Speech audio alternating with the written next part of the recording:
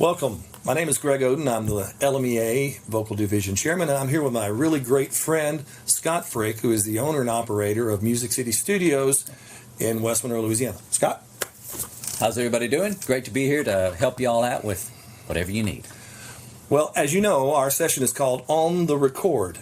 And what we want to do is we want to walk you through the process of recording the best quality that you can as a music teacher without getting too complicated. But what we're going to do is we're going to give you a bunch of different scenarios so that you can record your students as they come in and they prepare for that second round all-stake, which is really, really important. So we're going to go from the basic how to record without any equipment, and then we're going to walk it up till it gets really, really complicated. So the good thing about it is you can hit the pause button and kind of think for a second, but we hope we can make this as painless as possible. So, Scott, if I'm a music teacher and I have to record a student coming in to sing an audition track, of course, got to find a place that's quiet. Right. That's difficult if you have a whole choir out there. So finding a place that's quiet, you want to eliminate as much noise as you possibly can. As possible, yes. And so the basic thing that they have right now, I know in my classroom, I have kids with phones, and I have those old digital recorders, the Zooms and the Tascams. Do they do a pretty good job? You can still use those. They still you can still get your hands on some of those too. I had one. That's what I started with when I started recording digitally, and so they can still do a pretty good job. Yeah. So and those, I know that the one that I had, which was a Tascam D100, I believe, had two little microphones on the top, but it also had the ability for you to put two XLR cables in the end of it, and you could then record with a really much better microphone. Oh, absolutely, yes. But you're still doing the same problem. What we call monitoring your track. So you'd have to have an external source that would play the music, and it would then be captured. You couldn't really mix that very well, could you? Right. You would have to record the music into the studio and then play that back and headphones, and it was all a little complicated. Yeah. And that's the same problem that we have with phones. You have to generate a sound. You have to play the track. The track has to be far enough away so it's blended with the student. Right. And then, or the student can use their earbuds, right? They could play it. Is that possible? Well, they could, but the best way to do that would just be have like a jam box or a boom box sitting out there, not so close that it drowns out the vocal.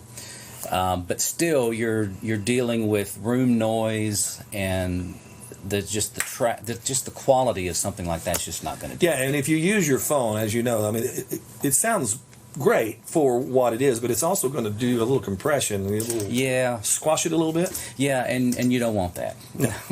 And then you have to get it out of your phone, which young people can do now. You have to export that as a M4A. Yeah, that can get a little complicated too, depending on what kind of phone you have. And, because then you're dealing with Samsung and you're dealing with... Right. So then exporting that, and if the LMEA rules say that you have to submit an MP3, then you'd have to take it from that file format and you'd have to convert it. And that would mean you'd have to kind of get into some other programs. What you can do is you can on the PC side, you can use a free open source Audacity, which you can download. Sure. And you can put it in there, and then it will export. Are there any other PCs programs that you know of that would allow you to do that? Audacity's really good. If you're talking about if we're uploading something from a phone into a program, you can do that through Audacity. There are some things online. Sometimes I will use Zamzar to convert from an MP4 or something like that to an MP3. But again, you got to get online. You have to upload that file, and then that file has to be converted and then re-downloaded. So it can get very complicated. It's really a lot easier to use something like Audacity, like you were saying. Okay, so next, if you're like myself and you're Mac till you die. Yeah, that's me too. And then you would... GarageBand. GarageBand comes with your Mac, and it's free, and it's pretty easy to use too. for a not expensive or a free software program, GarageBand's pretty easy. In fact, if you want to use GarageBand or Audacity instead of using your phone, right, you could have a USB microphone, and you could plug it into your PC or your Mac, and that would give you a little bit better quality than using your phone. But you're still going to have a boombox in the background of that to record your vocals on there and have all that music and the vocals. And the USB microphone, you could pick that up at Office Depot. You can get them from Walmart. Yeah, and you can Amazon. Yeah, Best Buy. Probably less than $100. Yeah, and that plugs in. And I know a lot of Macs now have gone to what's called a USB-C, which is a little tinier, but they have what are called USB-C or USB to USB-C adapters. You can adapt all that stuff, sure. And it'll go straight in. Yeah. And it literally, you go to this sound preferences on your Mac, you go in there and change sound, you'll see something that says output, something that says input, change your input to USB microphone, and then output to, you can put that to headphones so you can hear. Right. And all of that is really straightforward. So, and that'll get you away from using, quote unquote, your phone. The phone. Yeah. Which, sometimes in the middle of a recording, you could possibly get a phone call. A text, anything could come through to stop the process. Stop the process. Yeah. So, that being said, we're going to start now, and we're kind of we'll do PC, and then we'll make our way over to Mac. But we're going to talk about students come in. This year, the second round piece is Water. We will provide that audition track. Each kid will have that track, which will be an MP3. And the student, has to be able to sing their part with all the other parts going on. Oh, okay. Okay, Great. so student walks into my office. Right. What would the setup sort of look like, do you think? Well, I think the best thing to help the student, let's just say you're using a PC. There are two audio programs I think you could use on a PC that would be really great. That would be Audacity. You can multi-track with that. And then you have Pro Tools first. Pro Tools actually has a free software program now that you can download to your PC and use that. And then the song that you send in MP3 form can then be imported into Pro Tools or Audacity rather easily. And then you can record the student singing their part on a separate track, and there you go. It's pretty much how it works. So what that would mean for me is I would have my student come in, and I would sit there, and I'd either have that USB microphone, or we're going to talk about interfaces in just a little bit. But what we would do is I would have that student come in, have a USB microphone. I would have my computer speakers, and I would have that play back the track. And I would I would have the track that would play for soprano 1, soprano 2, all the way down. And what would happen is then they would hear that sound. I would have it to where I would drag that track over into either Audacity or Pro Tools, and it would be its own separate track. And you could do all that in advance. You could load in all of the tracks that you wanted, soprano all the way down through bass 2, and then just have one track left open for whichever student that's coming into the room. And you could name that, and then when you exported it, which is what you would do at the end, you would export that with the kid's name on it, and then you would come back and you could then erase that track, but it would be exported already, so you wouldn't lose the performance. Right. And then you'd have that open track again. Or you could just keep adding your students, because on a computer it'll give you 128 different tracks. Right. So you could be like mute. Taylor Swift. Oh, sure. 128 tracks. And you could just mute each track. The student that's done singing, you just mute that track, and you can move on. And you mentioned it is really rather easy to just drag and drop your audio files onto a track. It's literally that easy. And then when you export it, which is you go to File and come down, it'll say Export, or sometimes it uses the magic word mix down, or bounce. Mix down or bounce, depending on which program and you then use. If you say mix down, you can name however the file protocol is. Yeah. You would put all that information in, and then mix down, and it would take the tracks that you needed. Plus, you'd be able to kind of make sure that the vocal is loud enough, so you would get a good sound. It wouldn't be now here. We're not saying that you would go in and add reverb or anything like that, or make any cuts or any pitch corrections, because we all know that that's not something that we don't do. want to do that, right? No, we want to get the natural sound of the student. But then you just mix that down. Sure. And then you don't have to worry about converting it, because it's already... You can already convert it to an MP3. Yeah. That's just a setting. When you go to mix down, it asks you if you want to do a wave or an MP3. You just choose MP3 and do your mix down, and it's done for you. Right.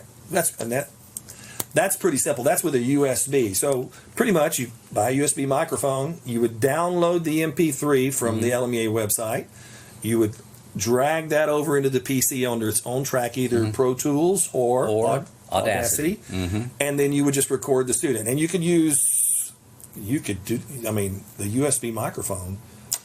You could use that USB microphone if you're doing it that way. Yeah, if you have one of those long 1/8-inch cables, you literally could plug it into the side of the computer and have the student have the track in their ear. In their ears. And they could sing along with themselves. You wouldn't Sure. even have to have it coming out of the computer speakers. That would be another way of making sure you cut down on as much noise as possible. Exactly. And then you could mix in the sound as well as the voice. Sure. And that would be an unbelievably good track. That would be even better for the student to have that on their ears and to be able to hear better. They would hear better that way than to have it on speakers in the room. Yeah, that would really work better for the student, I think. I think so too. Yeah.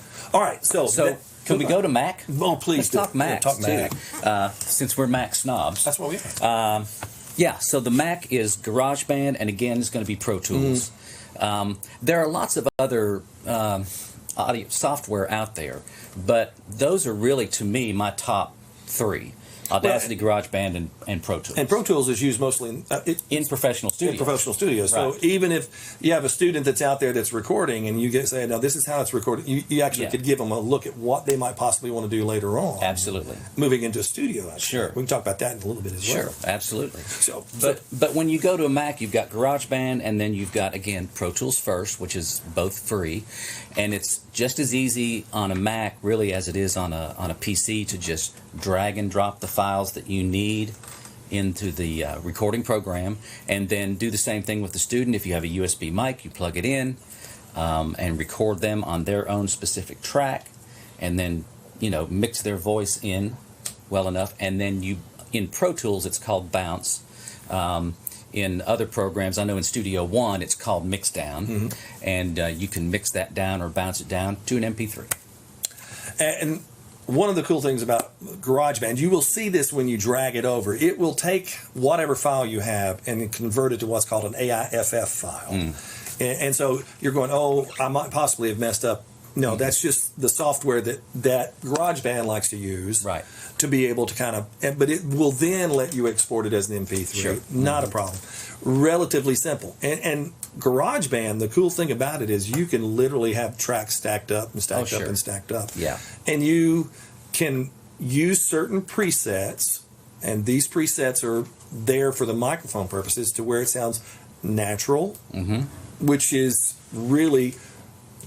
it actually EQs it to where the voice sounds like it naturally sounds in person. Right. And that way you get the student sounding the best that they possibly can. And that's what you're trying to do. Because we all realize that given different school budgets, you possibly could buy a really, really expensive microphone, which we'll talk about in a little bit.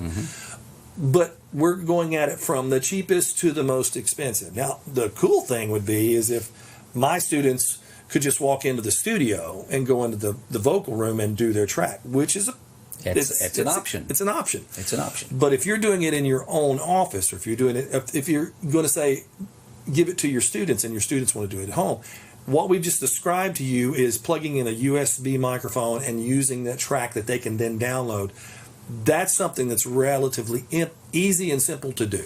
Now, going up one notch, we got a wonderful benefactor who gave us a little bit of money. Yeah. And now we want to involve a really good recording microphone and maybe a pop blocker. Yeah. You know? And so we want to have that there, and we want to make that audio recording the best that we possibly can. I know that I've used an Audio Technica microphone that's just really excellent microphone. And it's a nice condenser microphone. It sounds great. It really does. And I set that up, and I have a little hoop. It literally looks like a crochet hoop. And I lost the original thing that went with it, so I put a pantyhose over the top of it. That's exactly right. That's basically what it is. It's a pantyhose. That's exactly what it is. And what happens is you put the kid behind the little thing, and they sing into the microphone, and the peas don't explode. Works as a pop filter. Yeah. And that's... I put it on a clothes hanger. It was really... Because, again, you're on a limited budget. You do what you got to do. You do what you got to do. So... microphones. What kind of microphones would you suggest? Well, the Audio Technica is a great microphone. And you can get those relatively inexpensive. And even though inexpensive, they're not cheap. They're a well-made microphone that you can get inexpensive. Another really, really good one that I'm just going to tell you that you can go back to anytime is the Shure Sm58. Oh. I mean, you're looking at $100. And you could drop them off a truck. That's right. You could literally run over it with a truck and it would still work. And then record your student. Yeah. You could do that. So that is a great mic. And then an Audio Technica. I would just stop right there with those two. Yeah. Either one of those would be great. All right, so now we want to talk about using what's called an audio interface. Yes. All right, so an audio interface, and you happen to have one right here. This one right here is one that I use in my studio. In one of my vocal rooms. This is a PreSonus. They make a PreSonus 96. You can get them for about $100. And with that $100, you also get a Studio One Artist software, which itself costs about $100. So you get them. Buy one, get one free. Buy one, get one free. We always like saving money. I guarantee That's great. So, but this interface. It's clear, it's clean, it's a really good piece of equipment, but it's not the only one. I mean, you could get an M Audio interface that's made by Avid, which is Pro Tools, and you'll get Pro Tools along with that. And then there is which Pro Tools is the industry standard. If you're recording in Nashville or wherever, that's the Pro Tools is the one that everyone goes to. Yes, right. The Pro Tools allows. If you wanted to have your students that are interested in doing mixing, if they want to get into studio work like you, then learning Pro Tools is pretty important. I mean, that's sort of what you need to know when you go into most professional studios. Right. Now, the two different microphones that we want to talk about are the ones that are phantom powered and the ones that aren't phantom powered. So, phantom power, can you talk about that with you? Sure. Yeah. Audio Technica. Typically, that's going to be a microphone that's going to require phantom power. So basically, you plug that in, and there's a little button on your audio interface that says 48V. 48V simply means phantom power. It's sending power to that microphone so that you can use it to record. Now, the SM58 does not need phantom power. It's a great mic. Oh my gosh, it's great, yeah. The other audio interface that we need to mention is the Scarlett. Now, that's another good one. Comes with Ableton Lite or... Cool. And I think Ableton Lite is just like Ableton, but you get only 8 tracks. I think you can only do 8 tracks. But if your students are interested in doing looping or worship services in some churches, that's the program of choice, right? Because it controls... screens and all kinds of cool stuff. Ableton does a lot of great stuff, and if you have Ableton Lite, you can always upgrade to regular Ableton from there. And SM58 mic, $99, $100. You could throw that thing against the wall, it would dent it, but you would probably still be able to use it. No question. Sometimes teachers, we forget certain things. If you plug the Audio Technica mic into the audio interface, and you don't hear your students when they're singing, it's probably because you didn't mash the phantom power. The phantom power button. And so we learn from our mistakes. That's right. And let's talk about those microphones for just 1 second too, because when you're able to upgrade to a better microphone, like we were talking about, the SM58 or Audio Technica, those mics are so well made that they're going to get the natural nuances of your kids' voices. That you won't say, "Gosh, they sound muddy," or "They need to be EQ'd," or something like that. No, they will sound what they sound like. Right. So that's another just another perk for being able to upgrade to the better microphones. So I go online and I Google or Amazon audio interfaces, and it gives me a whole list, and I choose one that fits my pocketbook because they all work the same. They pretty much all work the same. You plug them all in, same cable you use for your printer, for the USB, printer, right? Plug it in, and then it's pretty much what we call plug and play. Plug right? and play. There's no driver to download or anything like that. It will just show up on your computer as an option for you to use for sound, and you just click that option, and you're set to go. So then the student comes in, I've got the audio interface. I don't have to use my computer speakers, so that cuts down on noise. I now have a better microphone that each kid is going to give the best performance that they can because it's going to capture their natural vocal ability. I've got a program that will let me already have the accompaniment track in it, and then I can just rename each track for every kid and export each kid separately, right. Cleans up all of that file part. So now when I'm using this interface, I can actually plug their headphones straight into the interface, right? That's correct, yes. You can plug their headphones. There's a nice little jack right here for your headphones, and they have their own little power, their own little volume knob right here. And in fact, if you, the teacher, would like to also hear, you can just get a little splitter. You plug in and from 1 to 2, and you both have headphones so that you can both listen to what's going on. And you because we know if we listen to them without the accompaniment track, we sometimes think that they're off pitch or something like that. But if we both had the splitter and we were listening, then you could stop them if they really wanted to make a mistake as they go home, go practice, come back, and we'll record and it. Do it and we'll do it again. Yeah. Now, that being said, if you're recording, if your district director is having a one-day record, which, is also a possibility, it's a one and done. Yeah. You come in and you just sing it. Right. And that's up to the district director. But we're talking about in a situation where your district director is allowing you as the director to record your people and submit them to him. Or, God forbid, we're in a situation where COVID is back and we're trying to figure out a way to record these kids so we can give them an all-state experience. Sure. God forbid any of that happen. Oh, my goodness. Bye to COVID. Yeah. Bye. One more thing I would like to mention as we're talking about better microphones, better this, and really giving your kids the best, putting them on the level playing field with everybody else. If there's somewhere in your school where you could find that you have a little bit more dead space, you don't have such a huge room, a lot of carpet, maybe there's some clothing hanging in there. A great place would be the band closet where they hang all their band uniforms. Just to deaden that sound so that there's not so much roominess in there, that would really help bring out more of their, you would be able to hear their vocal quality better. Gotcha. Some people would say that depending upon the lesson, the dead space could be in the choir room. Yes. But, anyway, so now we have this scenario. You either have a PC, which you can still use the audio interface with, or you have a Mac, which you still have the audio interface. The mic of your choice, you could use that. Sm58's rather cheap. The Audio Technica, they can be a little bit more expensive, but if you have a little bigger budget, you could buy one of those. And so for about $200 to $250, because you got the free software. And on the PC, you could go back again and use Audacity, which is free. Or on the Mac, you could go back to GarageBand. Right. It's included with your software. And then you're pretty much using this audio interface to give your kids the ability to monitor themselves so they can use their headphones. They'll hear the track.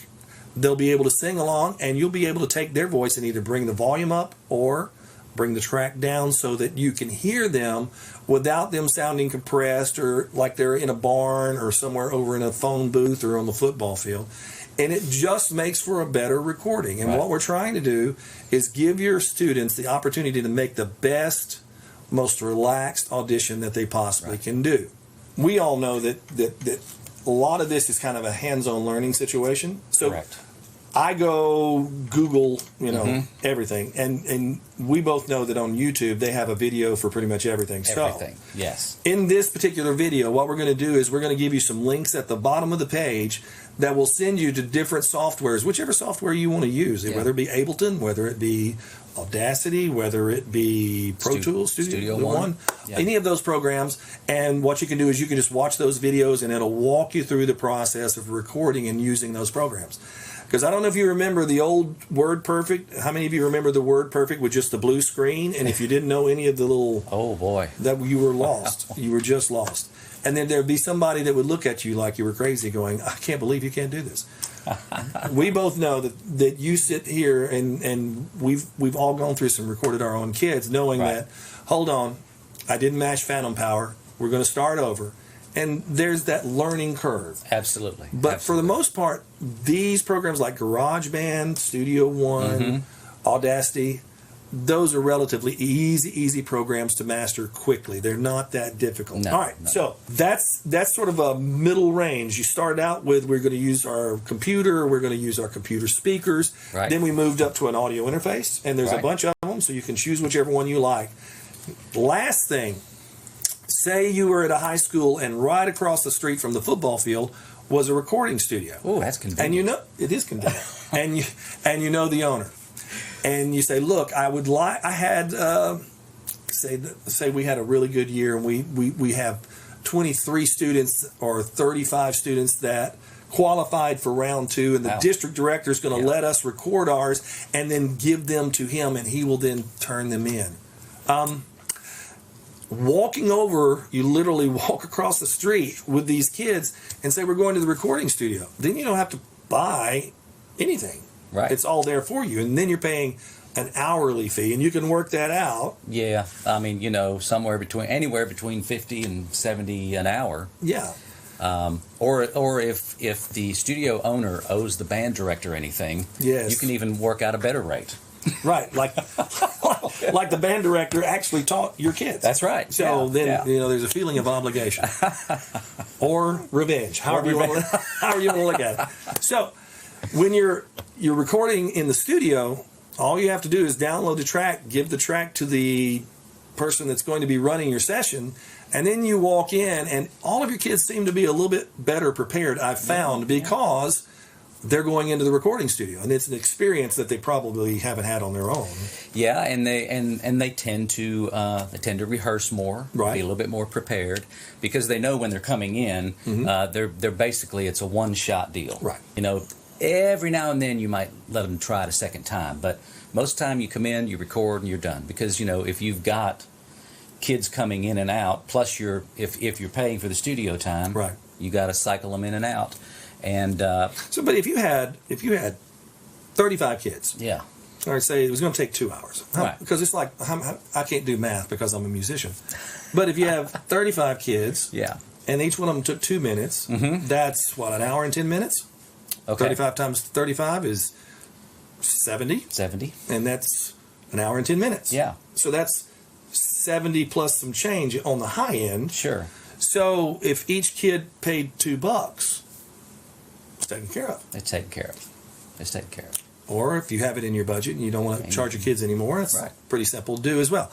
Now, going to the studio then means that they have to be prepared. They have to know their music. Yes. They have to walk in, they have to get in and sing and get out. And you'll help them, like, they put the headphones on. They put the headphones on. I help them with, I would help them with volume levels and things like that, so that we make them as most comfortable as they can be, so that because they're going to be nervous anyway coming into a studio. Right.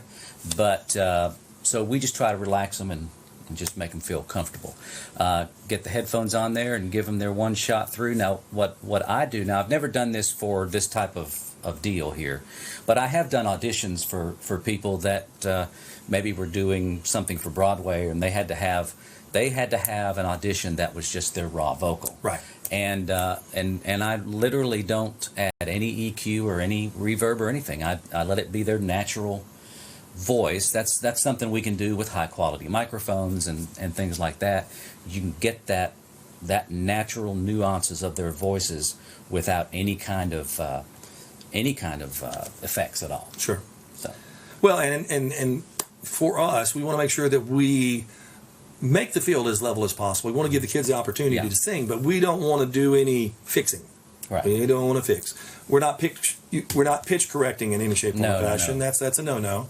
We're not adding reverb that wouldn't be occurring naturally. Correct. We're not doing anything. We're not cutting and splicing out wrong notes and putting in the right notes. It's just one pass completely through. Right. And we're all trying to do the best that we possibly can, but we're also want to be honest educators and not take advantage of the system. Sure. Because we all know that if we wanted to, we could fix notes. Really make it nice. That explains a lot of the music that's out there now. Right. And a lot of times at the studio, I mean, not a lot of times, but what your engineer does when your kids are done, the engineer is the one who is cutting your tracks for you and making the MP3s. Right. So that's something that the teacher doesn't have to deal with.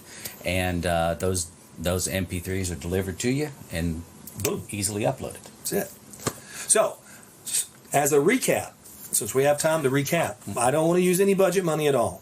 Okay. Kid's going to walk in, so he's either going to have a microphone that he's either going to use his phone, or we're going to plug a USB mic straight into our computer. We're going to use our computer speakers, or we're going to come out of the headphone jack, let them hear. Right. They're going to monitor that way, and with a software that's free, like Audacity or GarageBand.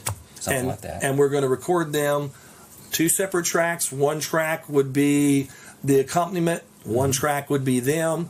And we would then bounce that down or mix it down to an MP3. And then we would then give that to our district director. We would upload it to wherever it needs to go. So that's basically not using any money other than buying a USB microphone. You wouldn't necessarily have to do that either. No, I mean, you could use your computer microphone, but it would sound, the quality would suffer. It would, yeah. So we now want to move up one level to a more medium price. We still have the use of Audacity for PC or any of the others because we're going to buy the audio interface, right? And we're going to spend about $100. And that's going to give us software that comes along with it that we can use. And then maybe buy a microphone. But usually at most schools you can find an Sm58. They're laying around. Yeah. Or hanging from the ceiling or something. Somewhere. Yeah. You're going to be able to find an Sm58 or an Sm57. And those mics would be fine. Absolutely. An Sm58 and Sm57, again, not phantom powered. Audio Technica, some of the more expensive microphones, phantom powered.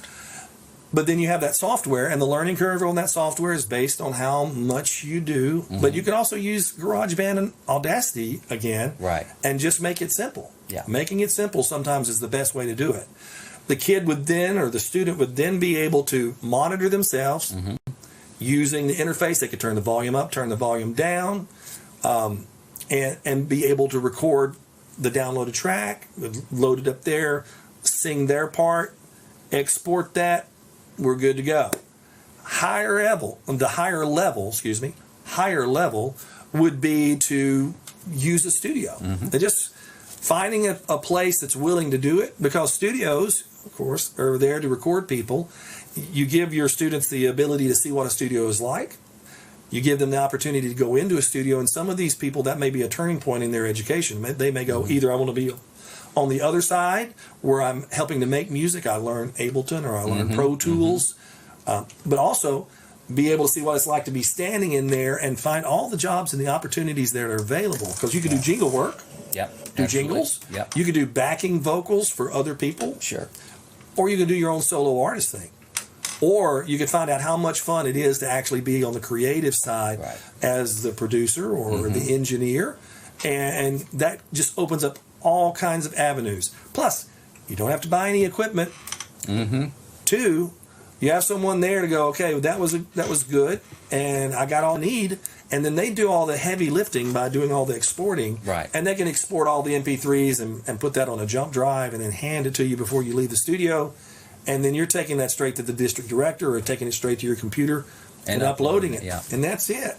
That's pretty simple. So, cheap and easy little bit more advanced, but again, we're going to include some YouTube videos that will help you as you're guiding yourself through this. And then a more expensive one is going to cost you, but you don't have to purchase any of your own equipment. Right. But you also, it's a relatively higher end sound. Right. So, like I say, you got any final words? Well, what I would say is I am just really impressed at the opportunities that kids have these days. I know back when I was in school, I'm a little older than you by a bit, but these opportunities were not out there.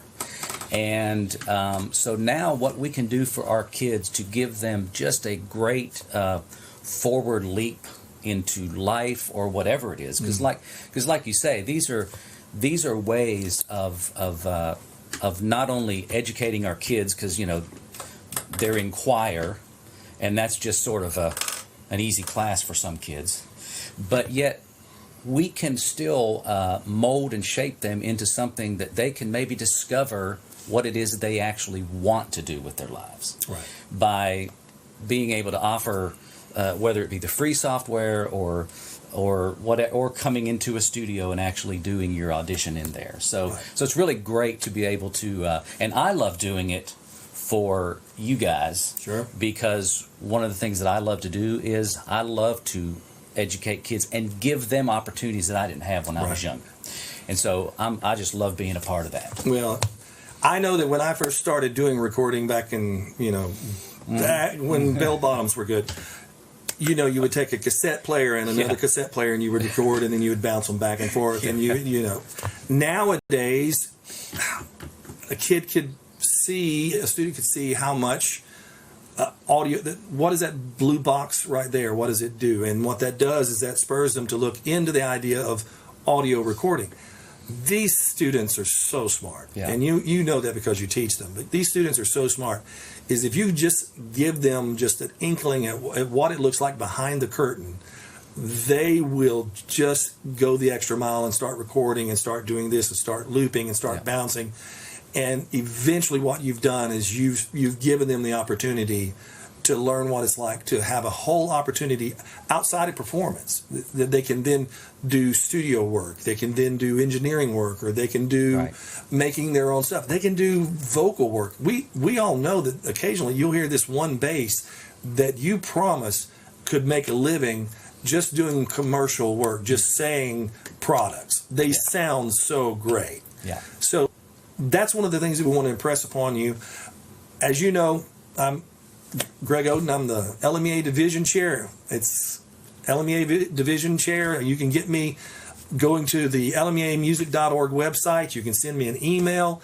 If you have any questions, I will do my best to answer them. If not, I can hook you up with someone who can, and he'll send you an email, and maybe you could come to his studio. Or what we're going to do is we're going to give you some opportunities to look at some of his work. And we just want to thank you so much for this opportunity to talk to you. And hopefully we made a little sense. And if you have any questions, lmeamusic.org, send me an email, and I'll do everything I can to help you. Thank you so much for letting us talk to you. Thank you. Appreciate you. Okay.